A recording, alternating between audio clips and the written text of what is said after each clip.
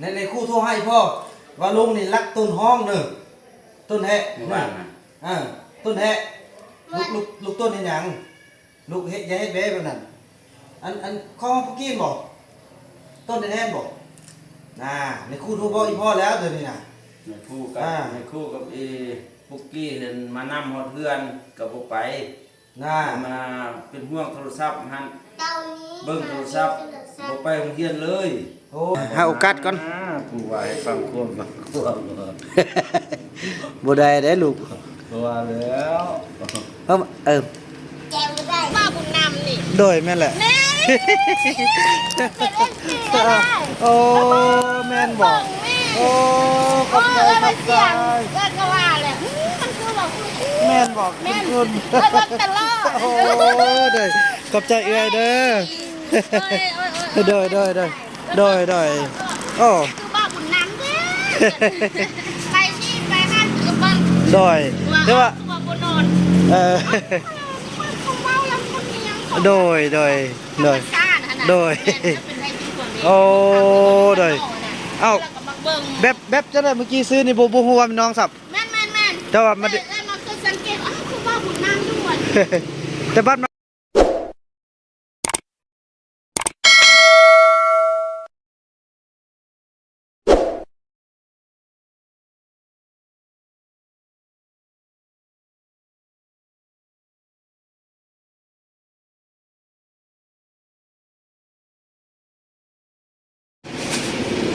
สบายดีท่านผู้ชมเนาะเปิดภาพบรรยากาศนี้อยู่ที่นครหลวงจันทร์ตอนนี้ก็เป็นคลิปที่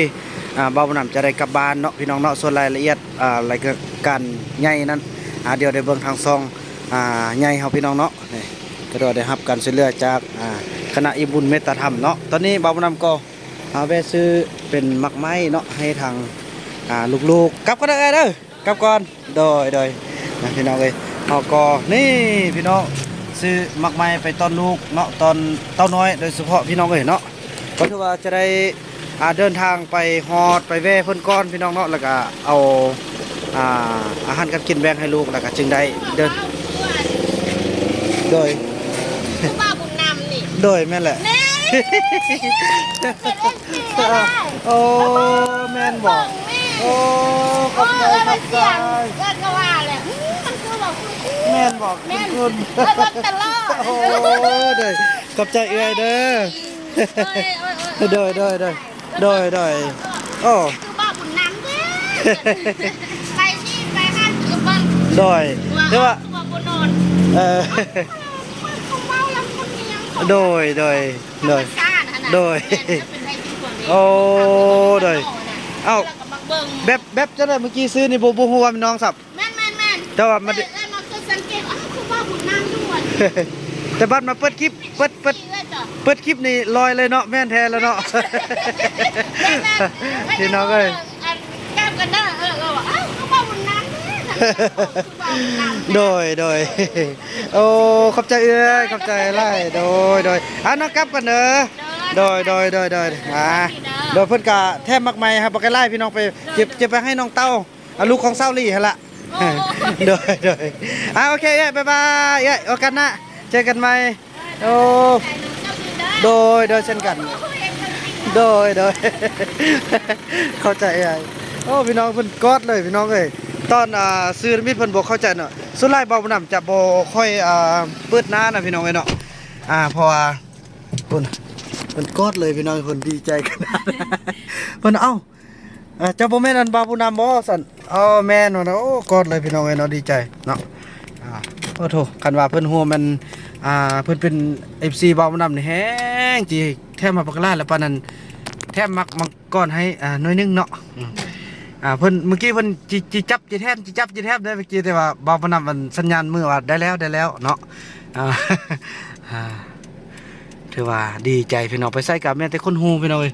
ต่อไปก็สิได้ผมยาวก่อนสิได้พยายามเปิดหน้าพี่น้องเอ้ยเนาะนี่ซื้อเมื่อกี้นี่เขาจะบ่ฮู้ได้จนเบานำเปิดคลิปกลับนะเพิ่นจึงฮู้จังสั้นพี่น้องเนาะเดินทางกลับกันไปให้ฮอดลูกๆล้านฮอดบ้านพอตรงขึ้นฮอดพี่น้องเอ้ยอยู่ดนบ่ได้พี่น้องเนาะอยู่ดนบ่ได้ขึ้นฮอดไล่อันนี้ถือว่าฮอดเขตเมืองสังทองนั่นแหละเขตนอกแล้วพี่น้องเนาะ ก็จะเป็นเส้นทางเดียวกลับเลยแหละพี่น้องบาทนี้เนาะจังซั่นเลยพี่น้องพบกันตอนต่อไปพี่น้องแล้วมาฮอดนี่บ่าวนำอยากให้ทุกคนเห็นนี่พี่น้องฝั่งนั้นเป็นทางฝั่งไทยเฮาเนาะพี่น้องเนาะนี่ทางจังหวัดเลยเฮาพี่น้องเอ้ยนี่ติดไก่ติดก้านพี่น้องเอ้ยเนาะนี่เห็นบ่ทางนั้นก็ล่ะพี่น้องเห็นดีเนาะเดี๋ยวไปเบิ่งทางนั้นก่อนไกลๆได้พี่น้องคันแต่แม่น้ำโขงเนาะนี่ตอนนั้นนี่ก็เห็นแล้วพี่น้องเอ้ย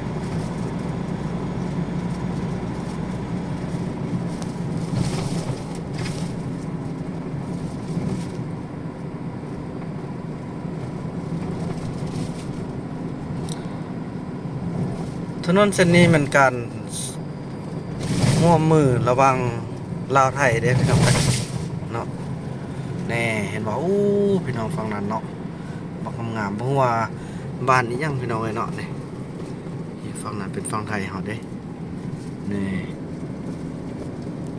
สัญญาณใส่สัญญาณไทยสบายพี่น้องเอ้ยเบิ่งด้วยตาเปล่าได้เห็นดีพี่น้องเอ้ยยังมีบอลนึงตึมบ่มีแต่บอลนี้เนาะบอลนางงอยเล่นเนี่ยน้องเอ้ยเนาะ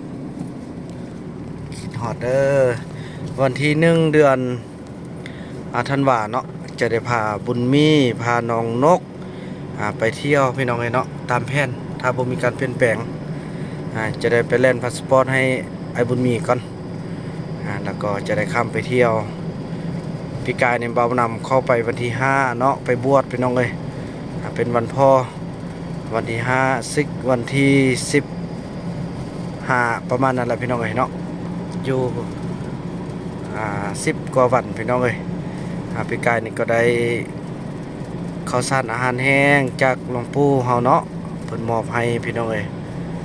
มาให้พี่น้องเพราะต้องเรื่องกินกับกลุ่ม 3-4 เดือนพุ่นเด้พี่น้องเอ้ยปีนี้บ่าวนำก็จะไปเที่ยวอีกถ้าว่าท่านใดมีข้าวสารอาหารแห้งก็อย่าลืมเด้อเนาะเก็บไว้ให้บ่าวนำไปเป้เอาพี่น้องเอ้ยปีนี้คือเก่าแล้วพี่น้องบ่มีมีแต่ดินแต่บ่มีทุนในการเฮ็ดนาเทื่อเนาะค่อยเป็นค่อยไปพี่น้องเอ้ยได้ดินได้ดอนสำนี้ก็ภูมิใจละในปีต่อไปกันค่อยว่ากันเนาะขณะปีนี้ก็ยังติดหนี้ไปเดี๋ยวนี้ทึกอยู่เท่าใด33 ล้านพี่น้องเอ้ยเนาะวันที่10เนี่ยก็สิได้จ่ายเพิ่น10 ล้านก่อนนี่จังซั่นแล้วพี่น้องได้ก็ได้เดินทางพี่น้องเอ้ยเนาะเดินทางขึ้นฮอดบุญมีขึ้นฮอดเตาน้อยพี่น้องเอ้ยเนาะพี่น้องแล้วเดินทางมาฮอดนี้บ่าวบ่นำอยากเก็บภาพบรรยากาศนี้ให้ทุกคนได้เบิ่งถนนบ่นี้เป็นถนนที่งามที่สุดเนาะเส้นนี้เนาะเป็นถนนที่งามที่สุดอยู่น่าจะอยู่ในประเทศลาวเลยแหละพี่น้องเอ้ยเนาะคนบอกงามเวลาเฮามาแห้งงามพี่น้องเอ้ยเนาะนี่งามเบิ่งไกลพี่น้องเอ้ยเนาะมันเป็นแบบบ่เป็นงามอื่นงามแบบเป็นพักคืออยู่ประเทศรัสเซียพี่น้องเอ้ยเนาะนี่อยู่ทางเทิงเลี้ยวมานี่เบิ่งคักขนาดพี่น้องเนาะแต่อันนี้เฮาไปนี่บ่อยากงามปานใดมองไปละบอกพี่น้องให้เบิ่งอยู่แว่นเนาะ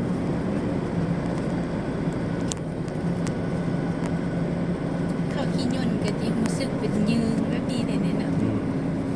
นี่พี่น้องเอ้ยเนาะเป็นเส้นทางเป็นบอนเดียวที่งามที่สุดในพี่น้องในประเทศลาวซื้อแล้วก็เป็นแบบจังไดวะเนาะงามอีหลียอมรับพี่น้องเอ้ยไปเดินทางพบกันตอนต่อไปพี่น้องตอนนี้พวกเราก็ได้เดินทางมาฮอด4 แยกที่จะเลี้ยวซ้ายจะแม่นไปทางอำเภอเชียงคานพี่น้องเนาะบอนที่บ่าวนำได้พาลูกชายบุญมีไปปัวตอนที่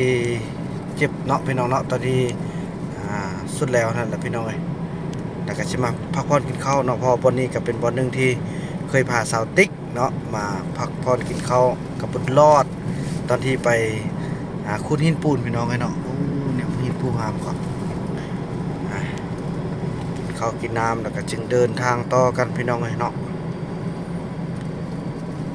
ฮอดแล้วเด้นี่แหละพี่น้องเนาะเลี้ยวซ้ายนี่จะเป็น ไปทางเพิ่นเอิ้นหยังวะสารคามเนาะเลี้ยวขวาจะไปทางเมืองแมดไปซื้อจะมันไปทางปักลายขึ้นไปนครหลวงพระบางไปน้องไงเนาะ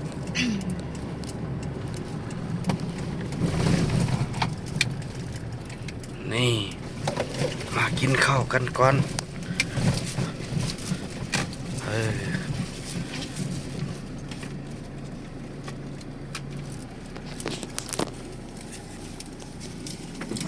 นั่นนะพี่น้องเนาะโอ้ยกินข้าวกินน้ำแล้วก็เดินทางต่อถือว่ามื้อนี้ทางคณะอิบุญเมตตาธรรมเฮาก็ได้มอบเงินจำนวน1 ล้านกีบให้พี่น้อง1 ล้าน 1 แสนกีบเนาะเฮาก็แบ่งซื้อมักไม้ซื้อของอยู่ของกินเติมน้ำมูกน้ำมันได้พี่น้องเอ้ยเนาะขอบคุณที่เพิ่นได้ช่วยโอ้พี่น้องดีใจได้ไปทางใดก็มีคนช่วยโอ้มักแตงนี่ปลูกเสร็จปอกนั่นนี่ก็ดีเขานี่จังซั่นพี่น้องเนาะพี่น้องหลังจากที่ว่าพวกเรากินข้าวแล้วก็ได้เดินทางกลับกันพี่น้องเนาะตอนนี้ไปหาเมืองปักลาย50 กิโลเมตรพี่น้องเอ้ยเนาะจะได้ขึ้นภูไปพี่น้องเอ้ยเนาะนี่ปากลาย50 กิโลเมตรแล้วก็มีข้าวหาอีกพี่น้องเอ้ยเนาะพ่อของบ่าวบุญนำโทรมาเมื่อกี้เนี่ยโอ้ยเป็นเรื่องอีกแล้วพี่น้องเอ้ยเอาโทรศัพท์ให้เต่าน้อยลิ้นจะเป็นโบเฮียนหนังสือเลยโตนห้องอีกแล้วพี่น้องเอ้ยเว้าก็บ่ฟังป้าโตจะเฮ็ดแนวใดวะเฮ็ดแนวใดพี่น้องเอ้ย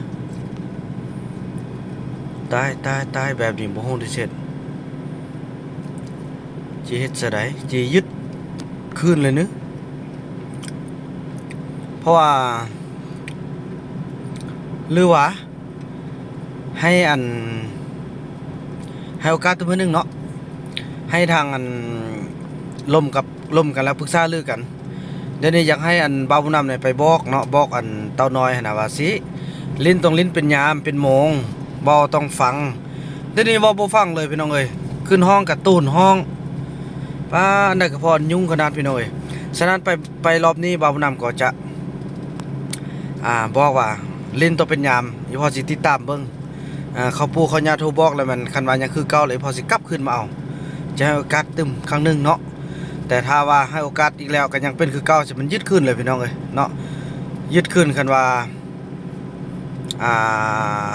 บ่เข้าเฮียนก็จะเป็นเลยพี่น้องเอ้ยมันบ่ได้แหละเบิ่งนี่นะเบิ่งมื้อนั้นก็ยังอันนั้นคนเครื่องไปคือเก่าอีกแล้วพี่น้องไปทางเก่าแต่ว่าไปผู้เดียวบาดนี้เนาะไปแล้วเขาเจ้าก็นำกลับมาได้โอ้ยพี่น้องก็ละวุ่นบ่วุ่นนี่พี่น้องเอ้ยบ่าวนำกับบ่ฮู้แนวสิเฮ็ดเลยพี่น้องเอาให้โอกาสตึมครั้งนึงเนาะถ้าว่าเข้าหักสมมุติเฮายึดคืนครั้งที่1ถ้าว่าคันบ่เปลี่ยนแปลงแล้วก็มันยึดคืนถ้ายึดคืนแล้วพวกเกี่ยวก็ยังมีแนวคิดดื้อว่าอยากไปพุ่นไปพี่อยากไปแบบเก่าก็กลับขึ้นมาส่งพี่น้องจำเป็นแล้วเอาเฮ็ดสุดที่แหละเนาะต้นศาสตร์เด้พี่น้องเอ้ยเนาะต้นศาสตร์ผู้ที่ช่วยเหลือก็บ่เป็นหยังพี่น้องเอ้ยเนาะถือว่าได้บุญพี่น้องเอ้ยเนาะบ่ขึ้นยังไรเนาะพอเฮาได้ช่วยเขาแล้วก็คือว่าเฮาสร้างบุญ แต่ก็อันนี้ก็ขึ้นในตอนหน้าซื่อเนาะไปล่มลูกจากเทื่อนึงก่อนไปนี่ก็ไปแว่แล้วแหละพี่น้องเอ้ยเนาะเอาจังซั่นพี่น้องพบกันตอนต่อไปเนาะ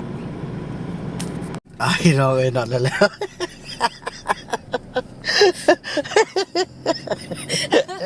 ว่าอย่าเอาพี่น้อยห้องเพลงมาแล้วขึ้นที่นั่นบ่าวไล่ละตรงสปรักนะพี่น้อยก็เลย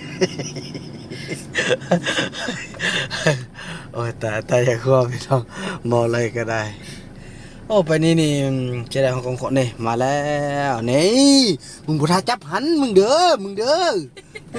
ท่าจับยกหันเพิ่นว่าเย่ก่อนนะมึงส่ง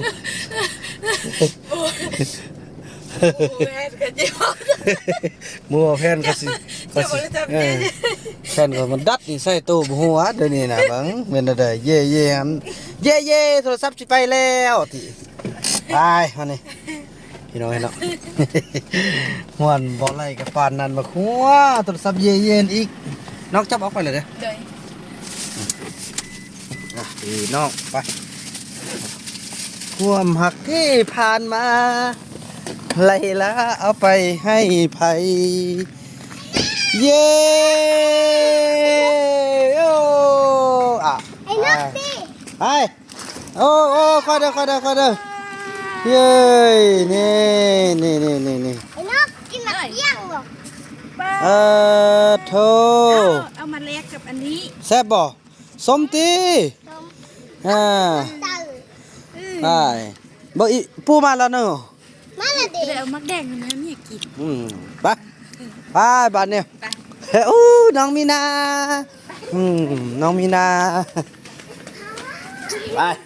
เบิ่งโดยใส่ มันมีได้ ปูย่าไปใส่ หนักดิไปหน้า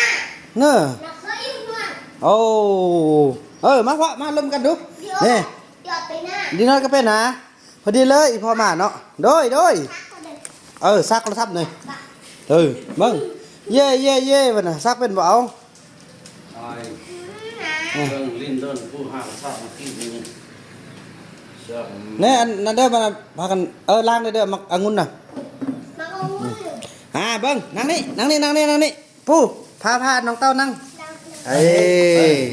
มาเฮ้มาอย่าอันนั้นเบิ่งเป็นนางห้าคนนั้น เด้อเดี๋ยวนี้มื้อนี้สิล่มอันเต้าน้อยเด้อแม่นแท้เป็นลิ้นก่อนได้ยินข้าวอันเดี๋ยวนี้อัน ในคู่โทรห้าคนนั้นหนึ่ง ในครู่โทรให้พ่อว่าลุงนี่รักต้นห้องเด้อต้นแฮะ เมื่อวานนะ ต้นแฮะลูกต้นเฮ็ดหยังลูกเฮ็ดอย่าเฮ็ดเบ้แบบนั้นอันข้อพุกกี้บ่ต้นแท้บ่น่ะในครู่โทรบอกอีพ่อแล้วเดี๋ยวนี้น่ะ ในคู่กับปุกกี้เห็นมานำฮอดเพื่อนกับบ่ไป น่ะ มา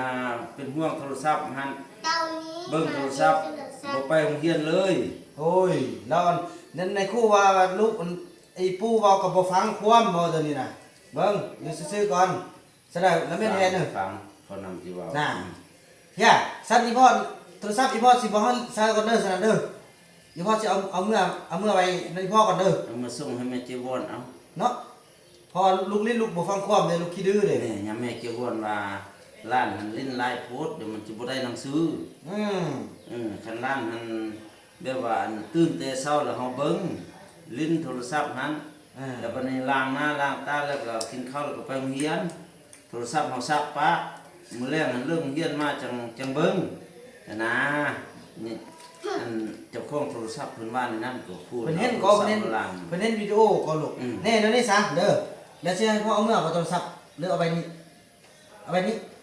เอาแน่นี่เด้อคันว่าจะเอาไปนี่เราเดี๋ยวนี้อีพ่อสิบอกให้ปู่ให้ย่าให้ปุกกี้ให้ดีออดให้ในครู่เด้อเบิ่งเด้อแล้วเดี๋ยวนี้ลูกขึ้นมาตอนเช้าเนี่ยลูกจิลิ้นตอนเช้าเด้อลูกขึ้นมาลิ้นฮอดยำโอ้กะว่าเอาคันปู่ย่าบอกว่าไปแล้วนายจะกินข้าวโรงเรียนแล้วลูกกับเมียนเอาไว้ปู่เด้อไว้น้ำย่าเด้อ จะพวกไอ้เต่าเอาไปเฮียน บ่ไปโทรศัพท์เด้อนั่นบ่เอาไป แล้วไปร้านก็ได้หนังสือโอ้ ตอนแรกคือกันตอนแรกมากะมากินข้าวเนาะกินข้าวแล้วก็สิเฮียนหนังสือก่อนก็เฮียนจะลิ้นก่อนก็ลิ้นเด้อแล้วลิ้นบ่แม่นว่าลิ้นจนว่ารักต้นโรงเรียนได้ บ่ให้ฟังความยาว่าให้ลิ้นกับลิ้นยา เด้อฟังคำย่าเด้อแล้วมื้อนี้หั่น ยาว่าเฮ็ดหนังสือก็เฮียน บ่ต้นห้องเด็ดขาดเด้อคันต้นห้องนี่พ่อบอกว่ายังอีพ่อจะเอาไปเลย แต่ส่วนนี้พ่อนโยบายให้ลูกก่อนเด้อเอาไว้ให้ลูกลิ้นก่อนเนาะแต่ว่าต้องฟังคำปู่คำย่าคำในครูเด้อนี่มาสัญญาจับมือจับเบิ่งนั่นเด้อ หลวงพ่อโอ้ เอามาหอมแก้มก่อนซะน้องหอมแก้มก่อนบ่นี้สัญญาเด้บัดนี้น่ะ ว้าวว้าวนั่นได้ก็เฮ็ดแล้ววัดอันเจบ่ฟังความมันอัน เบิ่งบัดนี้คัน คัน เป็น เป็นมั่วนี่ ว่ากันเป็นคือเก่าเราโทรบอกลงเราในครูก็สิโทรบอกเด้อได้งานกันเพราะว่าคันว่าอันนั้นแหละแม่ยายเกียววอนเพิ่นสิเอาคืนขอลูกคันว่าลูกยังต้นห้องคือเก่าน่ะ เพิ่นเอาให้อยากให้ร้านนั้นเรียนหนัง ย่า สือ โทรศัพท์นี่โทรศัพท์เพิ่นซื้อมาแล้วเพิ่นเห็นขอลูกเห็นยังอยู่น่ะเต่าน้อยนี่ลิ้นโทรศัพท์ตลอดเพิ่นตลอดเพิ่นเห็นได้โอ้บ่ได้แล้วบ่ได้เรียนหนังสือได้เพิ่นฮู้ต้องเรียนได้แล้วก็ปิดไว้เด้บ่แม่นแบบนี้บ่เอาลูกบ่ต้องนอนเอาไว้ให้อันตื้อเอากัดตึ้งเนาะเพิ่นบ่ให้เป็นจังได๋บาดนี่ ยำ กินมากไม่ทราบ กินบัดนี้ เดี๋ยวบอก มากไม่ เต่า ทราบวันนี้ฟังความเขานำ เดี๋ เรา ยว เด้อ บอกเต่าเต่าตัวกับโท หัวเตาหมดเตา เนาะเท่าแล้วเป็นเอาความรักเพราะงานเจวอนเห็นโอ้อยู่คนอันนี้ฮอนแล้วหุ่นเอาโทรศัพท์งานเจวอนคนน่ะ ไว้ให้อันที่ออดเด้ เดี๋ยวเอาใส่ซะ เฮ้ยงานเด้นุ่นเด้นาจะทำนา ไอ้น้ำกินนี่ตัวนี้ กินผลไม้ก่อนบัดเฮากินข้าวอิ่มมื้อแรกมันจะกินอีกแล้ว อันเป็นจะได้อันมื้อใดไปอันนั้นน่ะมื้อเนาะ ที่สิบเนาะ มื้อ ได้ลูกได้มานอน มื้อเรามื้อตอนแรกเราสิมานอนมันนั่งเติมทางไว้แล้วก็เส้นไป นอนยามเตาเลย แล้วกินแล้วมันนอนเบิ่งโอ้คันบ่นั่นได้โอ้บ่ได้เลย บ่จะบ่ต้นบ่ทันสิ้นโทรศัพท์มันคือว่าบางสูตรมันยังเละมันยังมักไปหมดน่ะ โอ้ยเดี๋ยวนี้จะมาซ้อมไหนเดี๋ยวนี้คันบ่ได้บางสูตรบ่ได้มันคือเก่าได้ก็คือว่าย้อนโทรศัพท์ไปพอก็สิลิ้นแล้วมันบ่มีเวลานั่นเฮียนหนังสือแล้วแล้ว แต่ เก่ง นึกอันปู่เว้ายังบ่ฟังน่ะใครได้แต่ผู้แม่ย่างว่าย่างก็ว่ามื้อเช้านี่ปุ๊บกันให้ลูกมุ้ยไปโรงเรียนพ่อไปการจนกายมุ่ง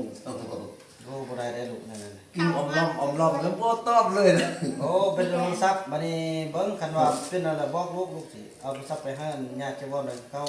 เตาเอาสุดซับเป็นน้ อยากเห็น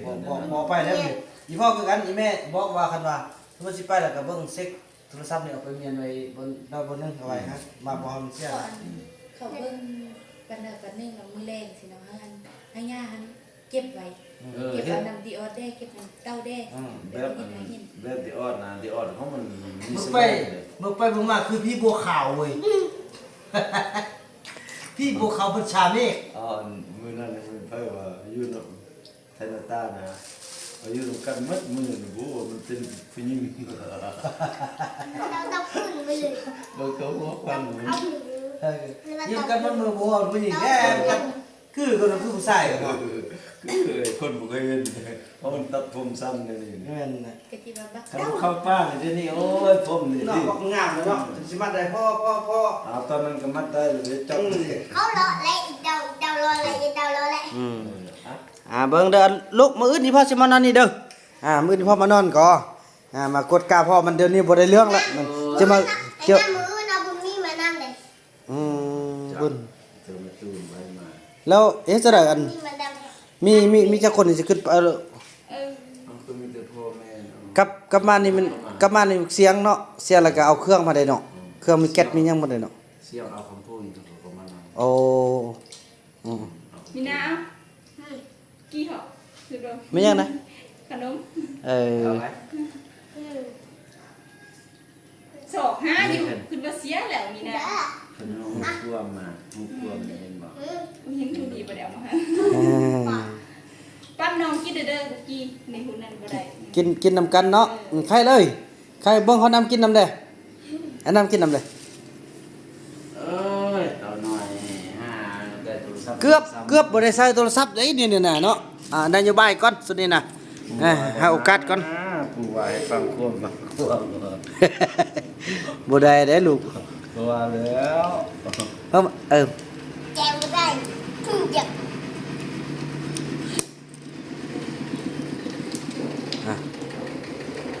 เป็นแกะอะไร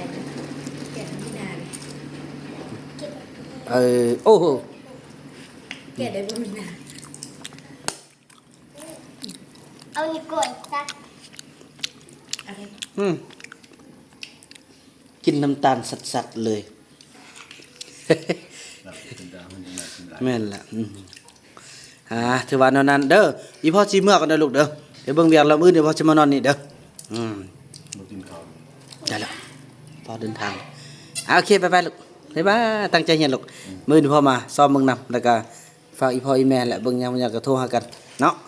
ถือว่าคลิปนี้บ่าวนำจะขออนุญาตจบคลิปกันเพียงส่ำนี้ก่อนแล้วพบกันใหม่ในคลิปต่อไปพี่น้องเอ้ยเนาะคลิปนี้บ่าวนำขอกล่าวคำว่าสบายดี